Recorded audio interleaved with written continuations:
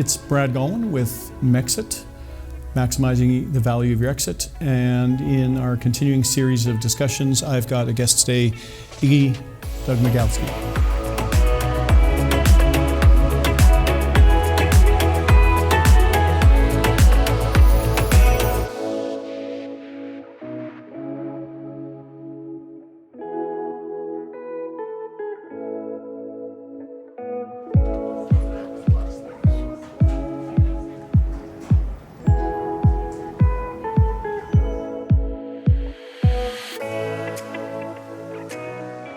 Iggy is the CEO of Tundra Process Solutions, and he has been a serial entrepreneur, and then over the last, how many years has it been? I have now been in Calgary for 12 years.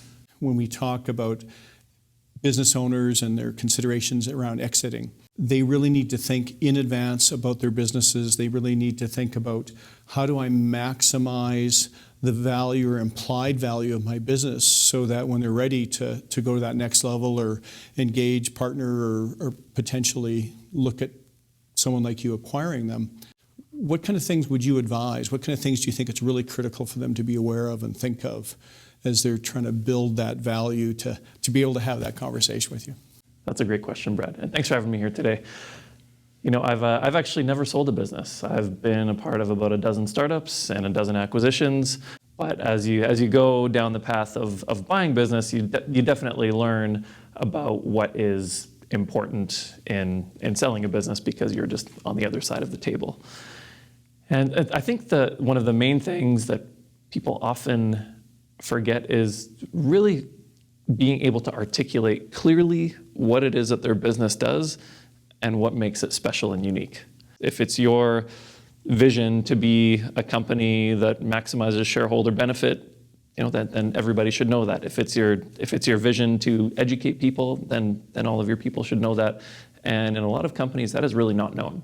And it seems like such a basic, trivial thing, but most people don't know what their company does. Is really being able to articulate simply, quickly, effectively, not just so you're selling the business in a sense, not so you're just selling it, whether to an investor or someone, but I think there's also the other stakeholder groups that you have to have that clarity of why us. Exactly. It's understanding your why. And Simon Sinek is a great leader and a great thought leader, and he's got a whole series of lectures and books around finding your why. And I think that's important for every business. And once as a leader you have that, and your people understand what that why is, that will really give you the clarity that you need. And once you've got that figured out, I think the next step is to figure out what is special about you.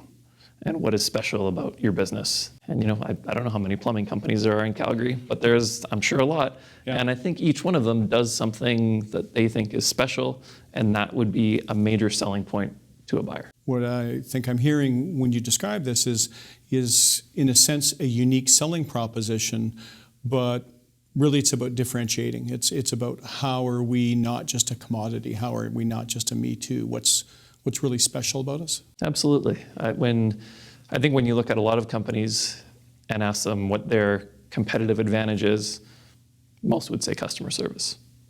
Yeah, absolutely. But if everybody's competitive advantage is customer service, then is that really what makes them special? Yeah.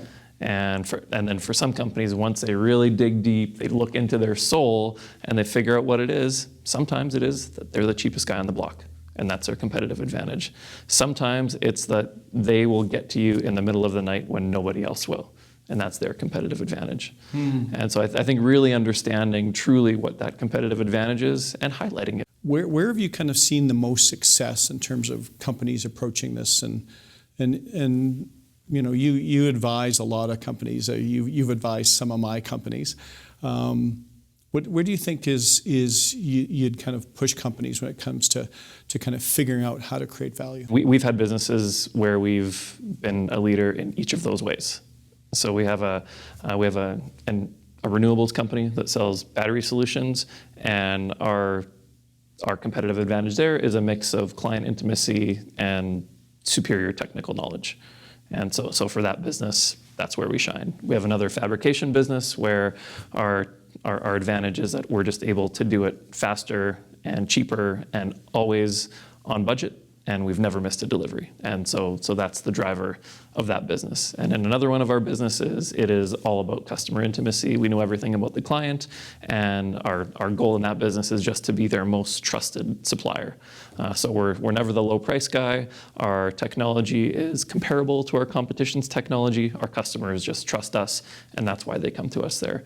And in each of our businesses, I always push all of our leaders to really know what it is that we're selling, what's important in that business, and once you figure that out, just focus on that. If your selling proposition is to have this great customer intimacy, obviously try to be efficient and try to cut costs, right. But put your effort into the customer piece, because that's where your big competitive advantage is. Do you find is there a generational difference? Do you find that, in some of the stuff you talked about, Simon Sinek, he's been doing a lot of stuff lately on millennials, younger generations, Gen Z, and I've heard him talk a lot about how purpose is kind of lifeblood for them. What's your experience with respect to companies, and is there a generational difference? And does that matter to you when you're looking at what makes a business attractive to acquire? The generational concept is interesting, and personally it's one that I put no stock in. I don't think that there's really any differences between the generations, except the younger ones just happen to have a cell phone, and the older guys have it too. But when you think about purpose, yep. And there's a lot of broad commentary about young people saying, well, I need a purpose in the work that I work for, and I need to believe in what I'm doing. And, well, who doesn't want that? What 55-year-old guy doesn't or gal doesn't want that, and what 18-year-old doesn't want that? Everybody wants to have a purpose in what they do. And I think there's some stigma around younger people maybe wanting a lot more flexibility in their work and being able to work remotely. I think younger people are a little bit more adaptive to technology, so they've just figured out how to do it. But I talk to anyone who's in their 50s or 60s and ask them if they want flexibility in their work. Of course they do. So I don't think there are actually that many differences, and I think people are pretty consistent generation to generation. So I don't usually think about it that way too much. I think most people want all those things. Most people want purpose. Most people want flexibility. Just some people are maybe used to it a little bit more. But I think everyone wants those things. But I want to get you to kind of flesh out a little more when you talk about the generational makeup of the company. Kind of what do you look for? Because you kind of warned about if everyone's kind of heavily weighted towards the boomers generation, does that make the business more at risk? Does that make it more worrisome for you as an acquirer? What are your thoughts kind of around that? The age of the general age of the management team is always a big concern to the buyer. Yeah. And not necessarily just the age, but their intentions. Okay. So, for example, if you have a company that's got a management team of, say, 6 people, what does that group look like? What are their ages? And what are the shareholdings of that group? Are they all shareholders, or is there one person who's the key shareholder? And it also depends on how big the transaction is and how much money these people are getting. Are they getting enough money that now they'll just be able to have a comfortable retirement, but they still need to work a little bit more? Or are they getting a much larger chunk of money where they can all be out the door the next day? And how do you entice them to stay? And of course, you can have contracts that say you must stay for a certain amount of time, but I've never really loved having contracts that tell people that they must stay, because if you have a contract that says that somebody must stay there and they don't want to be there, what's their productivity and what's their buy-in to what you're trying to do? So I think understanding just the makeup of the management team, mm-hmm. both age and intention of what they want to do after this transaction happens, and figuring out if they have the ability to leave wholesale, all of them, what can we do to make sure that they would want to stay? It's interesting because in the work I've been doing for the last decade plus around organizational transformation, growing companies specifically, one of the things I've found interesting is that developing not just the current leadership, but getting them to develop, not waiting later, but actually to develop the next level of leadership behind them. One of the phrases I used was, every one of you needs to have a second. Yeah. And do you look for that kind of capability, or does that make a company more attractive to you when they've kind of created that leadership succession and that kind of path to continuously developing people? Absolutely, we would always look for that, and we do a lot of these things that we look for in companies that we buy. We try to do internally at our existing companies as well.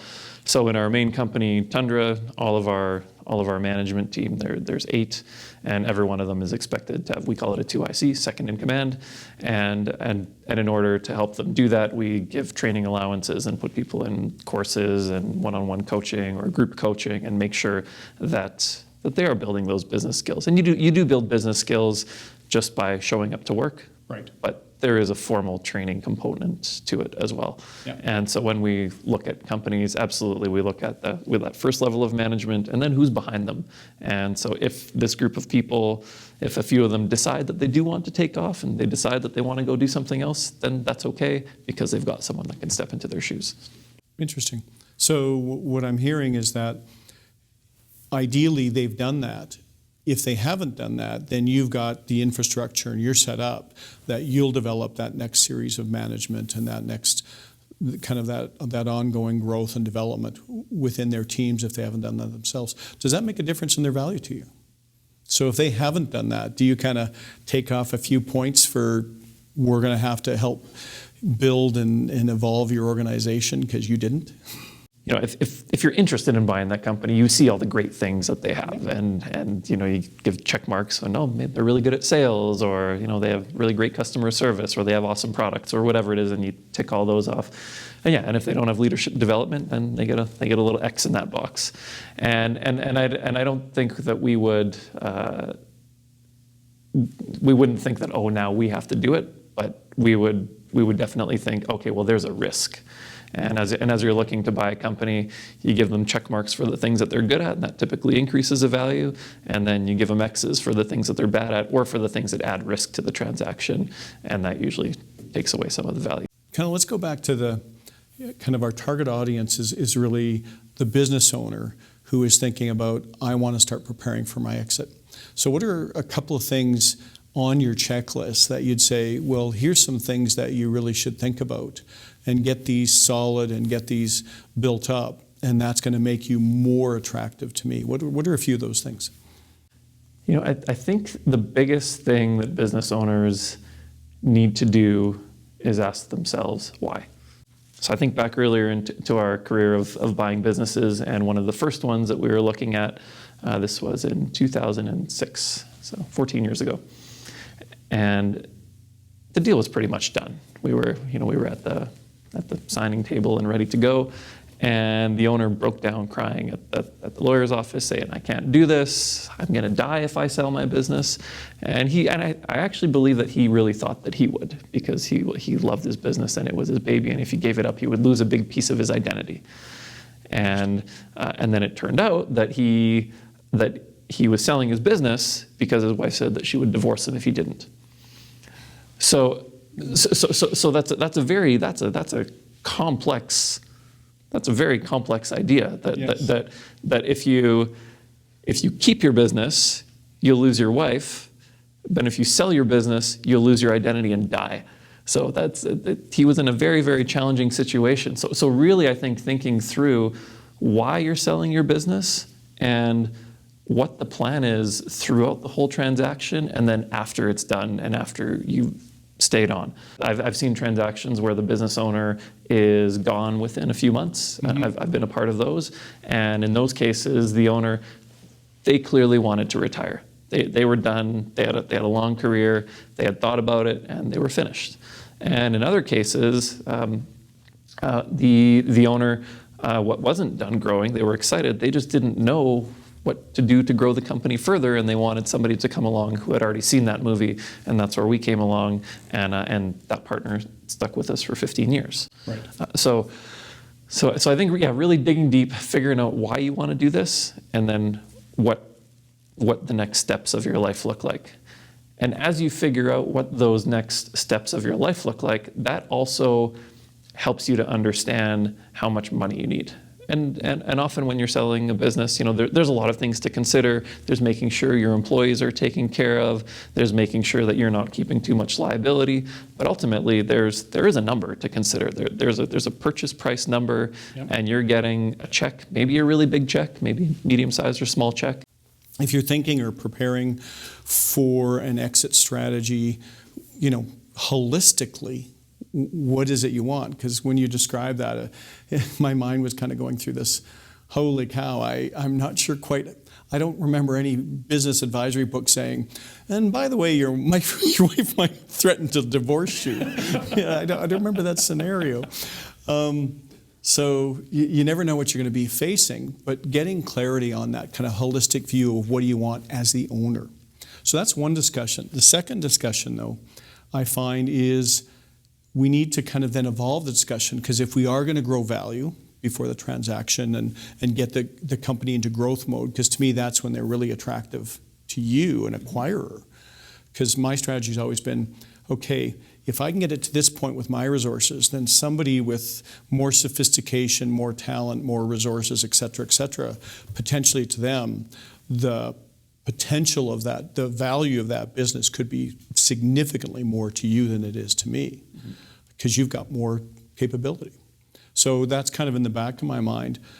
But for me to do that, I've got to go back to my company, my team overall, the non-owners, and I need to engage them and give them a why and give them, what are we doing here? Because in the back of my mind is always this worry, okay, I need them to understand and be focused about continuing to build our business before this deal, but I don't want them getting sidetracked on my issues around why this acquisition or this transition is important to me. So how do you see those two kind of different hats that owners wear? And I'm curious to hear about some of your thoughts around how do you deal with the team? The non-majority shareholder team is very important. And I've seen it go down a couple different ways. I've seen it where the majority owner, or actually in this case it was a sole owner, no consultation whatsoever, and the management team didn't know that it was coming. And so we bought the company, and we came in, and that day everybody found out that this was happening, and the deal was done. So the deal was already signed off, and then it was announced. And in the end, it worked out pretty good, but it was at that point that the owner said, okay, I decided to sell the company. This is why I did it. And the reason was because I wanted to continue to grow the company, and I wasn't sure what next steps to take. So I wanted to bring on some partners that had a little bit more experience. Okay. And in the end, it ended up working out quite well, because it was already a fast-growing company, and then we wanted to keep it growing. Right. And so we did. So you had a management team that was already bought into growing fast, and this was just growing fast, but with a few new people. Yep. So it wasn't that different. In another scenario, the owner had really consulted with all the employees, and not all the employees, the management team, saying, hey, what do you guys want to do? Where do you see your careers going? And that really played into the transaction. And it was sort of the same idea, where everyone was, yeah, we're having fun, we're interested in continuing to grow. And they said, okay, well, what about this kind of an opportunity? And then we went through the opportunity, and the management team was in the know throughout the transaction. I think what I'm hearing is that basically either way, you've seen both approaches taken, well, multiple approaches, and you can make any of them work in a sense. But it sounds to me like there's a real issue around cultural alignment and recognition of the cultural factor in terms of is there a real alignment and fit between acquirer and the company being acquired? Yeah. For employees, I think, for most business owners are a big concern. Most of the ones I know really do care about their people. So that potential. But it's interesting, if you were advising a business owner, would you recommend one way versus another? If I was advising a Keeping business secret owner versus sharing and engaging them, or that is a big question. Do you keep this thing a secret right up until the end, or do you let a few people in? And I think from having seen it both ways, my advice would be to keep that group as tight as you possibly can. And it's a delicate balance, because if you do have a really great management team, then they're a sales tool for you to the prospective buyer. Yeah. When the buyer is looking at you, and if you have a great VP of sales or a great VP of engineering or operations or whatever your functions are, and that person blows the socks off of the buyer, the price just went up, right? Or at least it's confirming that the price that they're offering is the right price, and they're not going to try to negotiate down. So they can be a great sales tool, but at the same time, once you bring the management team in, they're not focused on the core business anymore. They're now focused on this, and your core business can suffer. They're thinking about the transaction, and often transactions just don't work out. So your company takes a dip in the middle of this whole thing. It doesn't work out, and now you're left rebuilding a little bit. Because I find with a lot of the business owners we talk to, that is one of their very first questions. That's so top of mind is, okay, how do I approach this? And especially we're talking about maximizing the value. So how do we get a company into growth mode without telling them that the ultimate goal is a deal or an acquisition or a sale or whatever? And it's always it's such a fine line. It's such a razor's edge kind of they have to walk. And to date, I have not figured out a cookie cutter answer to that one. It's so nuanced. You talked a lot about kind of almost the culture of the organizations and how well they match. You talked about kind of steady eddy versus high growth. And to me, when you describe that, it kind of speaks to the culture of the organization.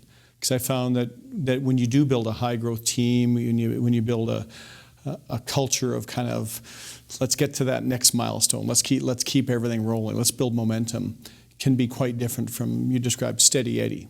So can you kind of talk a little more about the culture and the things you look for in culture and what kind of significance it has?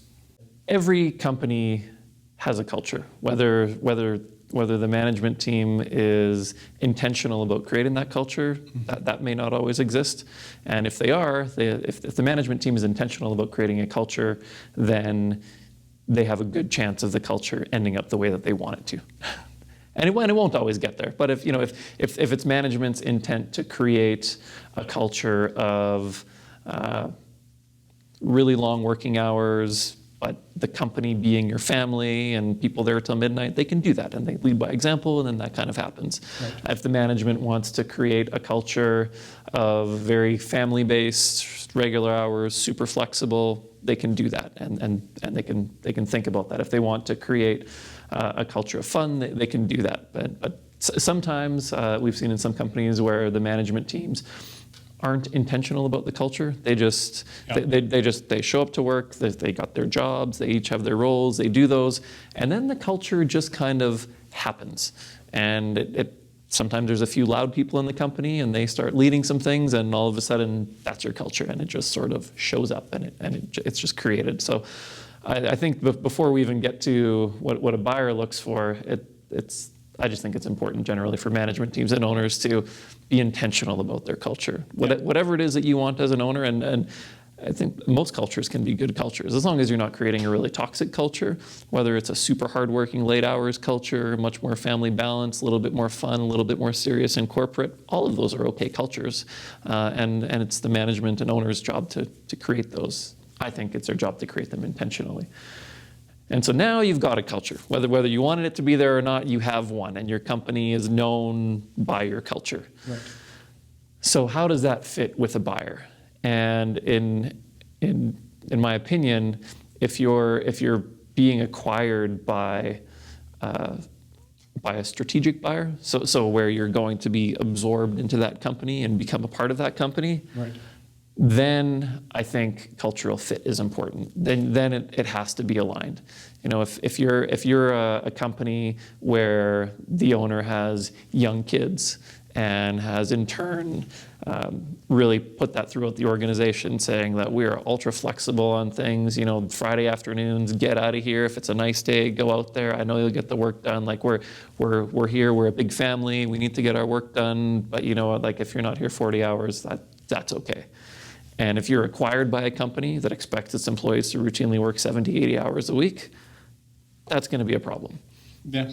And there's a good chance you will lose all of your people in that transaction, and all the value that the buyer paid for will just disintegrate into nothing, and all the people as the owner that you cared about will lose their jobs, and that wouldn't be, you know, a great thing, I don't think. So if you're being acquired by a strategic and the companies are blending together, I really think it's important that you spend time understanding the buyers and the sellers' culture and make sure that they're at least somewhat aligned so that there's not these major problems that happen later on. A lot of the business owners that I talk to, we talk about culture, they seem to get nervous. They kind of go, well, culture is one of those airy-fairy, feely, touchy things. You know, they have a hard time defining almost. Yeah. It's somewhat nebulous. And it is, but that's absolutely nebulous. Well, I think to me, it's how we describe it. Yeah. Because I reframe it for them, and quite often it's transformational. I say, and this isn't my words, this is from somebody way smarter than me, culture is simply the behaviors you tolerate. That's your culture. So I don't care what words you've got on the wall. I don't care what you say your core values are, and you know, all of that mission statements and all that other stuff. Culture at the end of the day is the behaviors you tolerate. And when you think of it that way, then, you know, I think that makes it, to me, easier for us to be intentional on our culture. Yep. You know, because it's interesting, because when you describe the cultures, you describe really patterns of behavior. You know, end of the week, I get all my work done, but I'm not in the office 12 hours a day. I might be working 2 o'clock in the morning at home after my kids are in bed, but I'm getting stuff done, those kind of things. So I think there's, you know, I think there's how you look at it and how you help them kind of think about being intentional on that culture, I think is so critical. What are some other things that you think they can proactively do? So the culture piece is one. What about things like, you know, a lot of business owners, so much of the business is in their heads. So much of their patterns or behaviors are just habitual. From that perspective, what do you think kind of some of the other areas like processes and systems and other things like that kind of get it out and beyond the owner? What do you advise around some of those types of things? I think processes are very important. But let's first talk about just the owner having everything in their head. And if the owner has everything in their head, then they can't leave the business, at least not anytime soon. Yep. And that usually becomes fairly obvious in the due diligence process, how much the owner has just in their head. Right. And that can be a problem. If the owner has the intention on leaving, that could be a deal breaker. And that brings us back to making sure that there's that good second in command. Yeah. And you know, and if the owner has everything in their head, but the second in command also has it all in their head, and then they've got some good people around them, maybe it's okay. But absolutely, documenting some things definitely helps. But some things you can't really document. You can't document relationships or how I sell this thing, or you can't document a lot of those things. You can't document how the owner creates a culture in the office. So those are I guess you could, but they'd be very difficult and almost pointless, I think, to document. So I think the processes for the operations side of the business, absolutely critical. But for the softer side of the business, the sales, the culture, that is the behaviors you tolerate, and you have to be comfortable with those in the business that you're buying. So in terms of process, systems, tools, quite often, I see those as being real keys to companies that, in particular, are either in growth. How do you scale? Because if you don't have processes and tools, sometimes it's hard to scale and deliver consistent product, consistent service, those kind of things. And then the other aspect is how do you set yourselves up for success, I guess, in a way, is kind of one of the ways I think of it when I think of systems and tools and things. High performance, high operational excellence companies, I find, tend to have, if they're entrepreneurial, it's maybe not absolutely written in stone because they want to be agile, and that's another big factor these days. But they do have, here's our way of doing it. And it's understood, and the next guy's, we hire another guy, he does it the same way, so our clients know what to expect, et cetera, et cetera. On the operational excellence side, what do you think?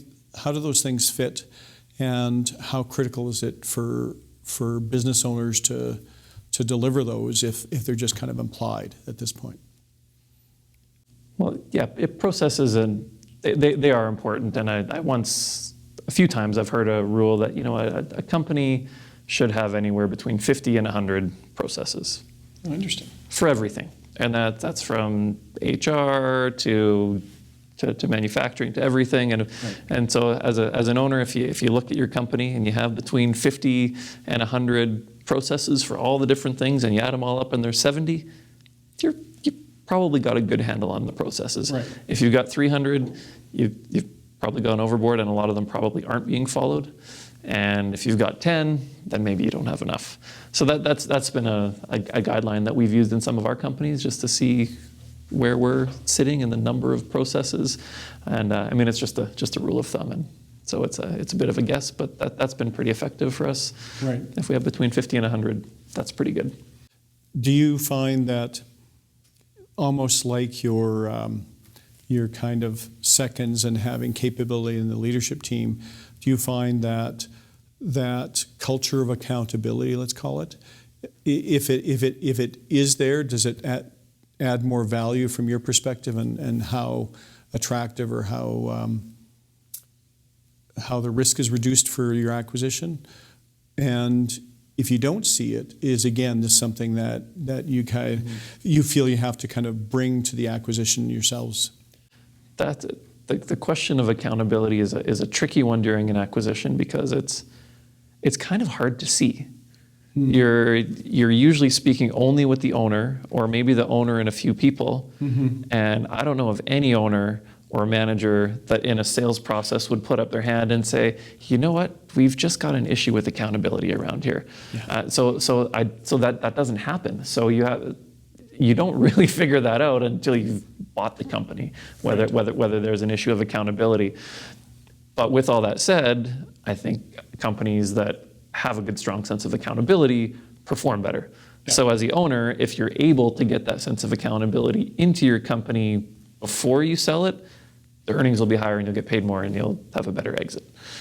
Well, actually, it kind of begs the question then, in your experience and observation, the high-performing, high-growth companies that you've purchased or come across, do they tend to have a culture of accountability? Is that kind of common within the ones that are high growth? Yeah. So we've bought companies that were high growth, and the management team was definitely a high accountability team, and they called each other out on things, and if they missed targets, they were all hard on each other and really hard on themselves. And that's a key trait that we've seen a lot. The management team is really hard on themselves, and you almost don't even have to beat them up about missing some kind of number, because they've already beat themselves up way worse than you can beat them up. Yeah. And those are the companies that have continued to grow fast. There's I think of one particular company that we bought that didn't really have that really, really great culture of accountability, and we bought them a long time ago, and they've been pretty stagnant ever since. But I find, from my own experience at least, is that when the CEO or only a few people in the organization are the nexus of accountability. They're the only ones holding everyone accountable. I find those, if I'm going to transform a company, it's getting the team to take over that responsibility, getting the team to recognize that if they truly care and support each other, they owe this to each other. It's not blameability, it's about coachability. It's about being there to support each other to perform at the best we can be. Mm-hmm. And I find that quite often is the key to the transformation, is getting people to function effectively as a team, to make that a we thing, mm-hmm. not a, oh, he's going to jump on us again, I'd better get my report in. Yeah. So in your own company, how does that fit for you guys? Because you guys have been fast growth for as long as I've seen you. Yeah, as long as I've been there, we've been a fast growth company. And we were fortunate that as we've been buying these companies, there have been great leaders in place who love growing. And so that helps. But I think also, if you have a plan for growth as a leader in a company, you have to share that plan and ideally develop that plan with your management team. Okay. And together say, hey, where do we want to be here? Where do we want to be in 5 or 10 years? And what is usually ultimately that there's some kind of statement around that. Yeah. We want to be the most trusted this, or the best this, or the number one in this market, or the number 2 in this market. And then usually that's accompanied by some kind of number. And then that means 50 million in revenue by 2025 or something like that.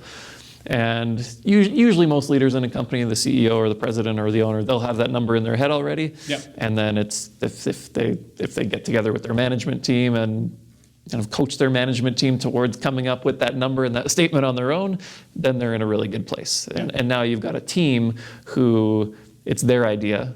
And even though they were a little bit coached, but it's their idea where they want to go. And now it's not just the boss saying, "Hey, where's the next number? I wanted you to get this done." Now it's a team, and they're accountable to each other.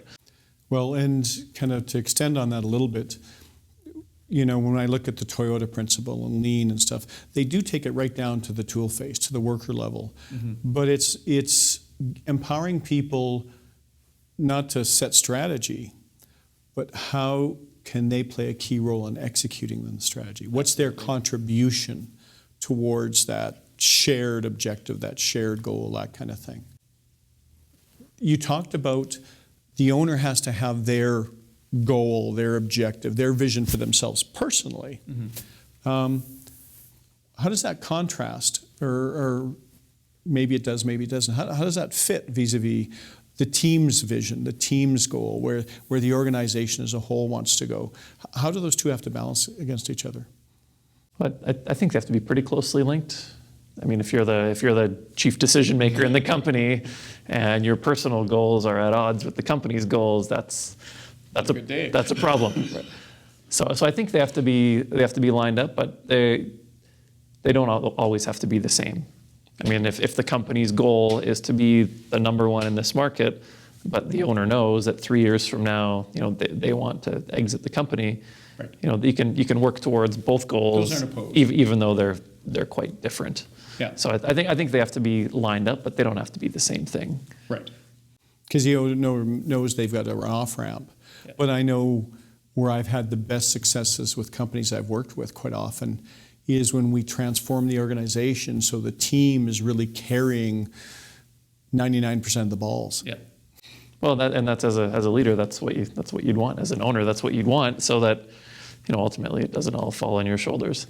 I think one of the areas where owners can sometimes have a conflict on their goals and the company's goals, mm-hmm. is if they know that 2 or 3 years from now they want to sell, and their company is a growth company. Well, growth costs money.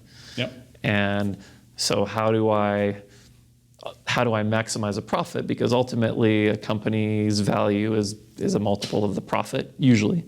And so if I got this growing company and I know I'm going to sell it in 2 or 3 years, maybe I start really trimming the expenses down to bring the profit up so that I can get the maximum possible amount for it. And that can be a conflict, right? Yeah. I got this growing company, our goal is to be the number one in this particular market. That's going to take investment and effort, but I'm going to sell the company, so I'm going to start laying people off, or I'm going to not actively go towards that goal anymore. And that can be a challenge. And it's a very, very delicate balancing act, because in a transaction, usually the two levers of final purchase price are the earnings and then a multiple of the earnings. Right. And in a fast growth company, often you'll get a higher multiple because there's more excitement, and the future is better, so you get a little bit more of a multiple, and the earnings might be lower just because you are investing in growth. And if a company is a much more steady state company, you'll get a lower multiple because they already know that the profit's been maximized and there's not that much upside. There's not the upside.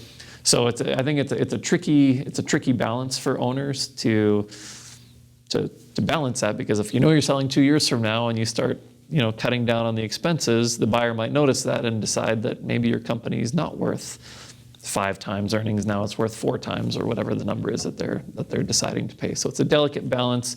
And if I was looking from the outside in, if I was talking to an owner who was selling their business and they say, what do?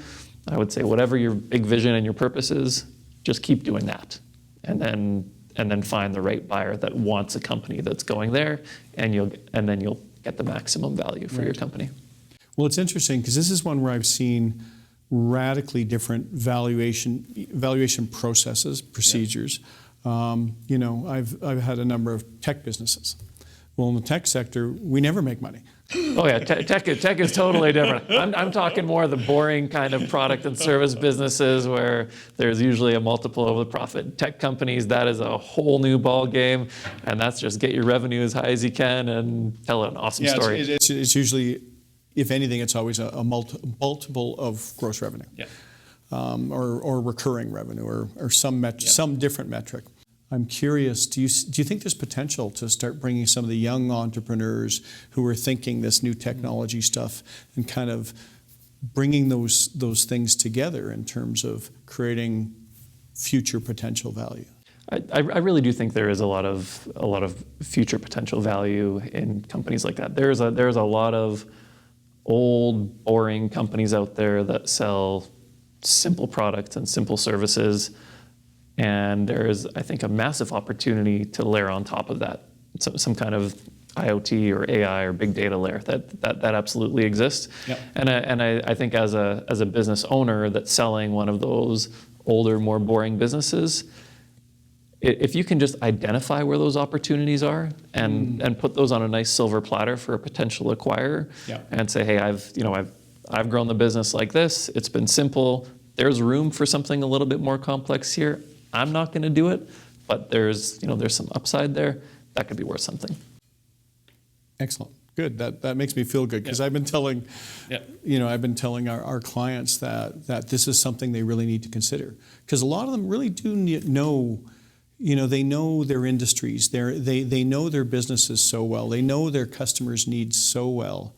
And sometimes it's just getting them to think a little bigger. Think about, because you can't open up a newspaper, you can't read a blog spot without reading AI, IoT, VR, AR, all of these tech, little phrases. And those are big, scary words and scary acronyms for people that don't live in that world. Yeah. And I think often you need someone who can really think big picture about it. But there's also a lot of little opportunities to use those technologies. And just a little example, in one of our companies, it's a piece of oil pumping equipment. And we usually will send a technician to site to go start these things up. The unit was sold in Colombia, and this was during COVID. So no Canadian is going to Colombia. It's just not happening. Right. And so we use augmented reality to do a virtual startup, which we had never done before. And it's a complex piece of equipment. It took us 5 days of augmented reality time from our base in Calgary, and we did it. And that wasn't, a massive project that required us to change a company, but it was us using one of those key new upcoming technologies Right. to allow us to do something that we couldn't do in the past, and we'll do it again. And so I think picking your battles in some of those little areas is a really great way for owners who are not that comfortable with that technology. Just pick little things. But you did point out, though, if they can identify some of those opportunities, that's worth something. Absolutely, absolutely. And that's I think that is a really good opportunity for owners who are looking to sell. If you're not a very highly technological company and you're planning on selling in 2 to 3 years, you're not going to become a highly technological company in 2 or 3 years. If you've got 20 or 30 years of being just a bare bones sales company that sells some widgets or does some kind of services, it's not likely to happen. One of the things I've advised a couple clients of mine is the government has funding for new grads. And you can go find, especially these days, as an oversupply, you can go find some really bright young talent with engineers, computer science, various areas that have got kind of some of the latest awareness and training on the latest technologies. And if you can bring somebody like that in, who's not core to your business, but if you can do it on 25-cent dollars, sometimes those can bring real opportunities to you. So any thoughts on that? Have you seen anybody take on that kind of an initiative? Well, there is an incredible amount of support for entrepreneurs and for businesses, especially those who want to do these new kind of technological things. A ridiculous amount of support, and you don't really know how much support there is until you start peeling back the layers of the onion and start looking online. There is. We mapped out some of them, and we stopped at about 200 organizations in Alberta that have money available for these kind of things. So there is a lot available, and yeah. So we've seen a bunch of companies take advantage of it. It takes time. Like there's applications to fill out and grant forms to fill out, but the amount of money out there is significant, and it ranges from R&D dollars to, as you said, salary dollars, and there's a lot out there, and sometimes there's just help. There's organizations out there that will give you a coach and help you prototype things and do things for you for free, and it's pretty spectacular what Alberta has built in their innovation and entrepreneurship ecosystem. It's really incredible. Yeah. Well, it's not just the government either. Ironically, we had a conversation today with the IoT Association. Yep. And, again, a group of kind of business leaders and businesses that are just peer supporting each other. Yep. So reaching out and connecting to even some of those types of things. But again, the big challenge I find with meat and potatoes working businesses is what gets resourced gets done. Yeah. Who's going to take the time or who's going to find somebody and assign somebody who can take the time and explore those things. Do you think it's worth doing? Where vis-a-vis relative to kind of the deal, do you think they should start thinking about this type of stuff? If you're planning to sell your company, you got to be starting that process at least a couple of years before. Otherwise, the only thing that you're coming with to the table is an idea. You won't. Yeah. Otherwise, you're saying, "Hey, we have this brick and mortar product, and we know there's some grants available to add technology onto it." That's really not worth much. You need to suss it out a little bit and actually maybe get some of the money and have a young student at 25-cent dollars doing some of the work for you, and actually have something that you can show. Maybe a prototype. Yeah. Maybe and to me, this is where companies kind of get entrepreneurial again. The key I found is always having that first real customer who's willing to say, "Oh, if you're going to build that new widget, we'd like to go on that little journey with you. That we're interested in that." Yeah, absolutely. Having market pull, not just we've learned that a few times where we thought we had a really, really great idea, and then we put a bunch of money and time into it, and then showed it to the customer, and they said, "Oh, that's really great, but there's this other thing out there that does the exact same thing for half the price. So sorry." Wow. And yeah, that hurt. But nowadays the trend now is really that and I've seen you do, with this, to have the courage to experiment, to take risks, to step out there, and even for business owners, when you're looking at your exit, you can kind of take the safe road, and that's probably going to give you a value at one point, or you can look to kind of reboot your entrepreneurial engine, and that may give you a different value, but it's got risks associated with it. I would say that the risks are actually quite low. So if you're the owner and you're interested in this, I mean, you could peel off 10% of your time and go search these things, or you could assign some person 25% of their time to go search out these things, go find some grants and go research some things. And it's pretty cheap to do, actually. It's not like you need to hire a department of data scientists to go figure out if you can add this offering. I think it's a pretty low risk proposition, actually, to go figure out if adding technology to your brick and mortar business makes sense. Yeah. And there's a lot of resources out there that can help. And even the Canadian Shred Credit, I mean, that's just designed to have companies try stuff and fail. Like, no matter what you're trying, just try it. And if you fail, you can write it all off and get a bunch of money back from the government. There's some pretty cool grants out there that allow you to try things. And even if you fail miserably, you still get the money.